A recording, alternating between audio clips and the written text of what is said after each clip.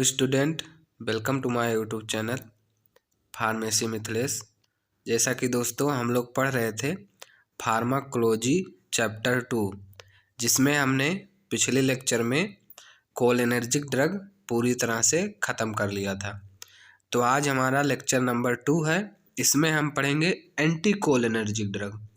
Anti cholinergic drug मतलब जो cholinergic drug के विरुद्ध कार्य करती है, उसी को कहते हैं एंटी कोलिनर्जिक ड्रग। तो चलिए देख लेते हैं। देखिए क्या है, फार्माकोलॉजी चैप्टर नंबर कितना है, 2 है। डी फार्मा सेकेंड ईयर का है। डी फार्मा सेकेंड ईयर का फार्माकोलॉजी चैप्टर नंबर 2 है। तो चलिए फर्स्ट देख लेते हैं हम इसका डिफिनेशन। डिफिनेशन क्या है, anti cholinergic drug. Anti cholinergic drug का डिफिनेशन क्या है? एंटी कोलिनर्जिक ड्रग का डिफिनेशन क्या है? देखिए डिफिनेशन, इस anti cholinergic drug are those drugs which is block the action of acetylcholine. It is also known as muscarinic receptor antagonist या parasympatholytic. Muscarinic receptor antagonist. Antagonist क्या होता है? जैसे यहाँ पर हमारे पास दो ड्रग हैं, ए और बी। यदि ए के कारण बी का इफेक्ट जो है वो ब्लॉक हो जाता है, तो इसकी तुलना में ए जो है इसका एंटागोनिस्ट होगा। ए जो है बी की तुलना में इस एंटागोनिस्ट होगा। यदि ए जो है बी के इफेक्ट को और ज़्यादा बढ़ा देता है तो एगोनिस्ट हो जाएंगे, एगोनिस्ट। तो जैसा कि दोस्तों आपको बढ़िया समझ में आ गया होगा। चलिए देख लेते हैं आगे। Classification anti cholinergic drug. Anti cholinergic drug का क्लासिफिकेशन बहुत ही आसान शब्दों में लिखा है। तो देखिए फर्स्ट है हमारा नेचुरल एल्कोलाइड। नेचुरल एल्कोलाइड में एट्रोपिन है, हायोसिन है। एट्रोपिन है, हायोसिन है। उसके बाद में semi synthetic compound. Semi synthetic compound वो है जिसको हम आधा बनाते हैं और आधा हम नेचुरली, मतलब आधा स्ट्रक्चर, जैसे कोई हम नेचुरल कोई पदार्थ लिए, उसके स्ट्रक्चर में कुछ चेंजिंग कर दिए जिससे सेमी सिंथेटिक हो गया। तो इसमें है homatropine, atropine sulphate, hyoscine butyl bromide. ये 3 ड्रग हैं, homatropine, atropine sulphate, hyoscine butyl bromide. तीसरा है आप लोगों का सिंथेटिक कंपाउंड। सिंथेटिक कंपाउंड वह कंपाउंड होते हैं जो पूरी तरह से लैब में बनाए जाते हैं, वो सिंथेटिक कंपाउंड होते हैं। जैसे माइड्रिएसिस जो कॉज करते हैं, जो आँखों के पुतली को थोड़ा चौड़ा कर देते हैं, वो उसमें कौन कौन सी ड्रग हैं? तो ट्रोपिकामाइड है, साइक्लोपेंटेलेट है। ट्रोपिकामाइड है और साइक्लोपेंटेलेट है। फिर दूसरी है anti secretory drug. Anti secretory drug जो होती है एंटी स्पाज्मोडिक। एंटी स्पाज्मोडिक वो होती है जैसे पेट दर्द हुआ तो उसमें दिया जाता है। Quaternary compound. क्वाटर्नरी कंपाउंड में आप लोगों का क्या है? प्रोपेंथेलाइन, ऑक्सीफेनोनियम, सिलेनियम। प्रोपेंथोलाइन, ऑक्सीफेलेनियम, सिलेनियम। टर एमीन, जिसमें टर एमीन ग्रुप प्रेजेंट होता है, वो क्या है? डाईसाइक्लोमाइन पाइरेंजेपाइन।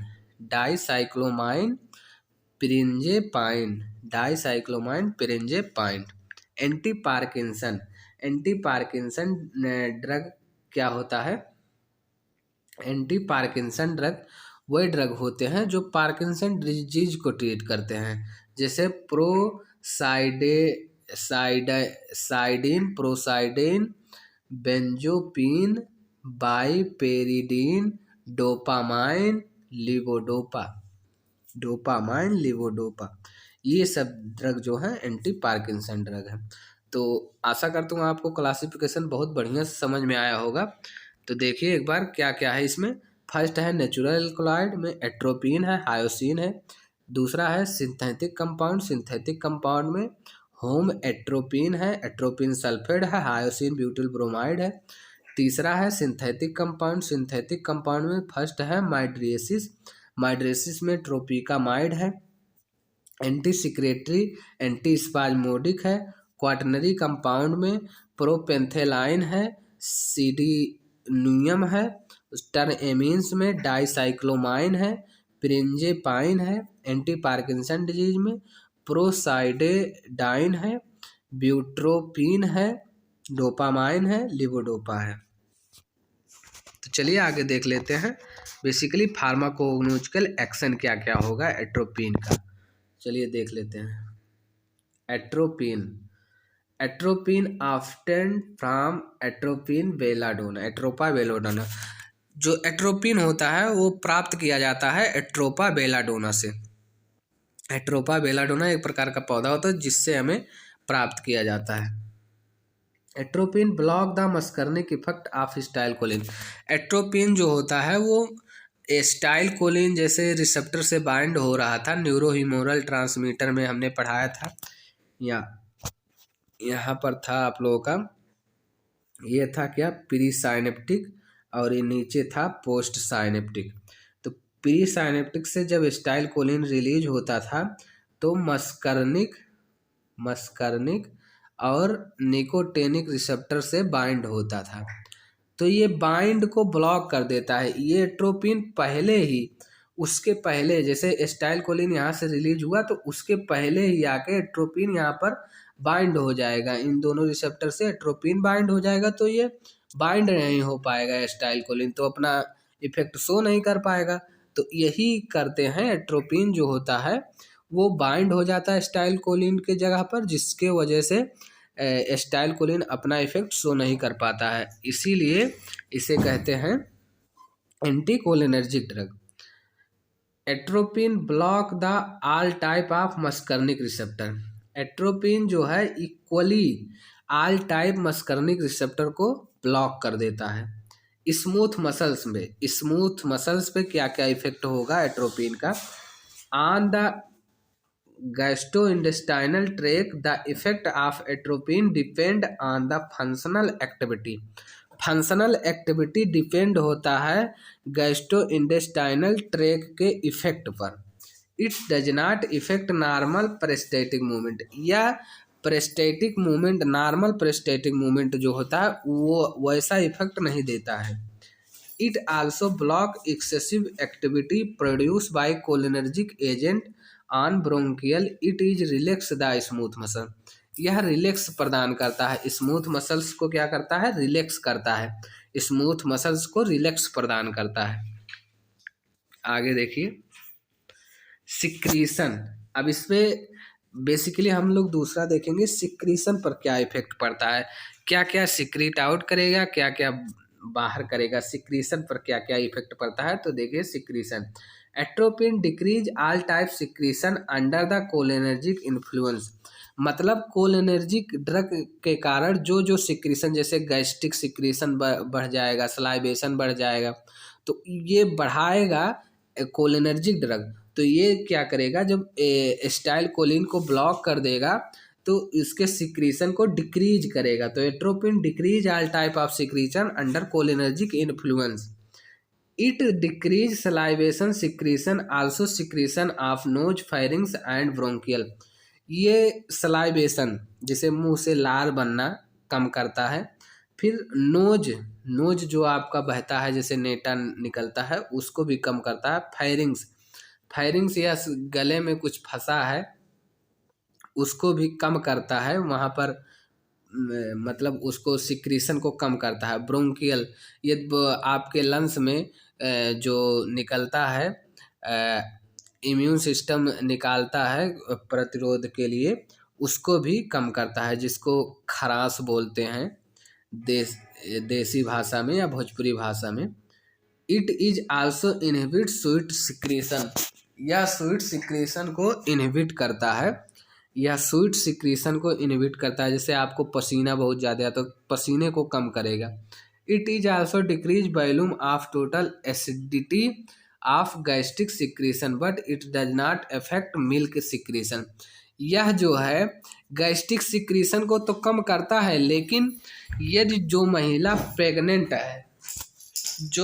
प्रेग्नेंट है उसके सिक्रीशन मिल्क वो सिक्रीट करता है, जैसे अपने बच्चे को मिल्क पिला रही है तो उसको इफेक्ट नहीं करता है।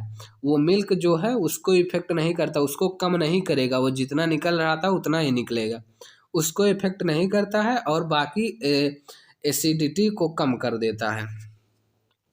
चलिए आगे देख लेते हैं।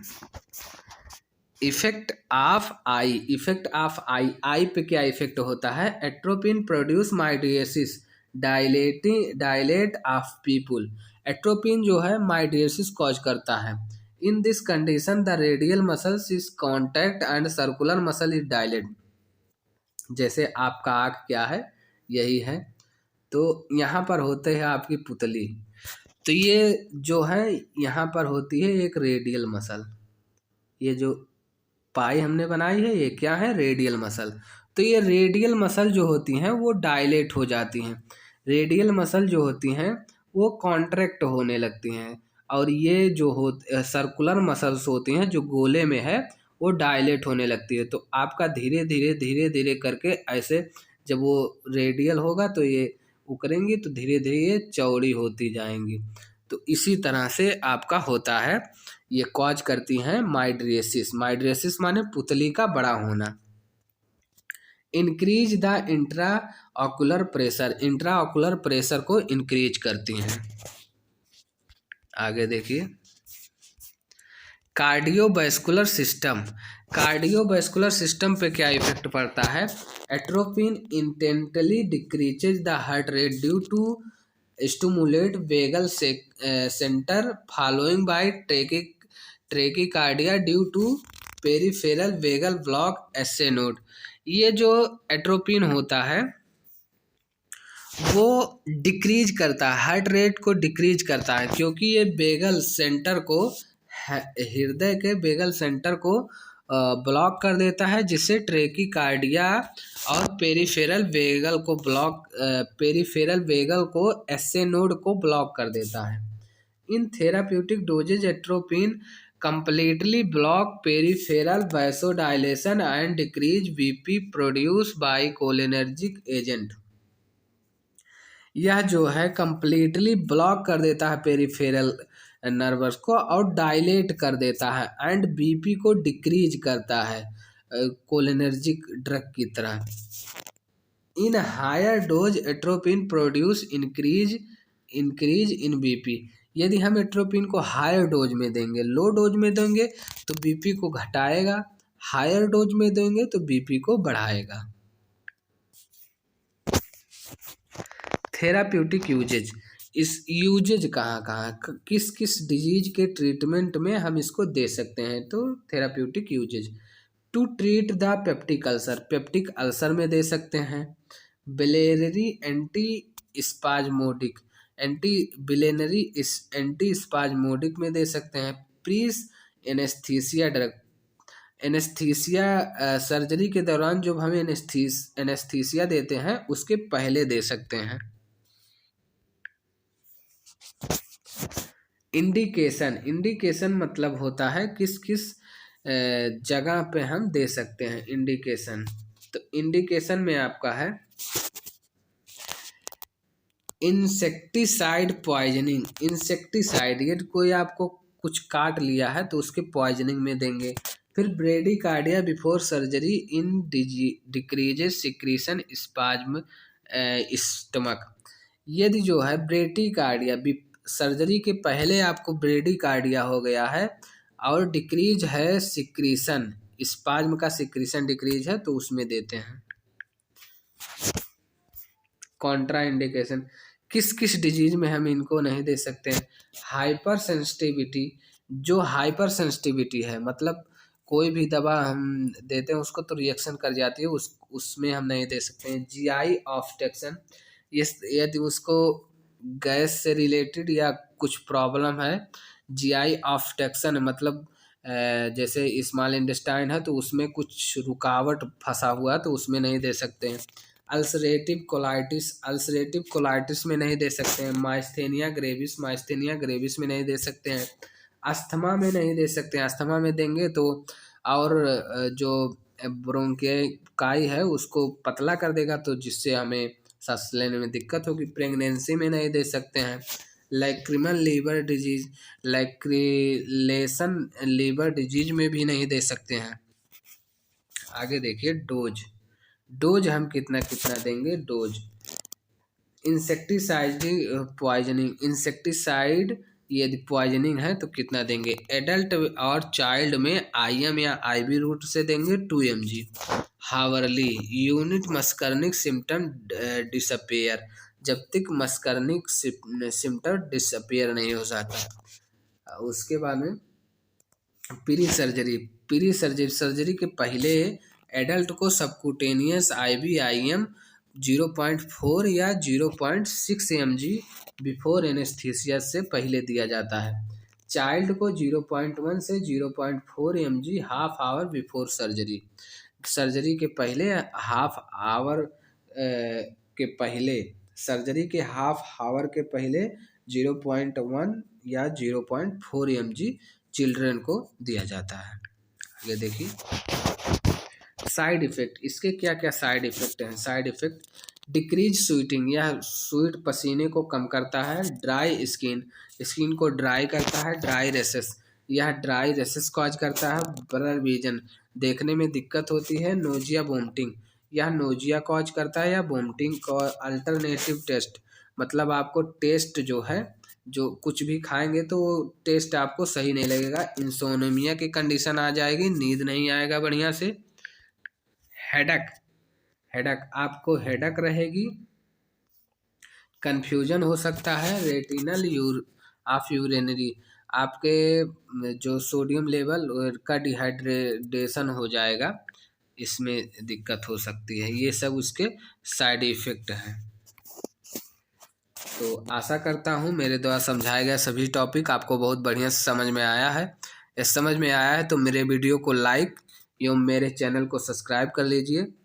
आप अपना कीमती समय देने के लिए आपका बहुत बहुत धन्यवाद। चलिए मिलते हैं नेक्स्ट वीडियो में, तब तक के लिए धन्यवाद। पढ़ते रहिए।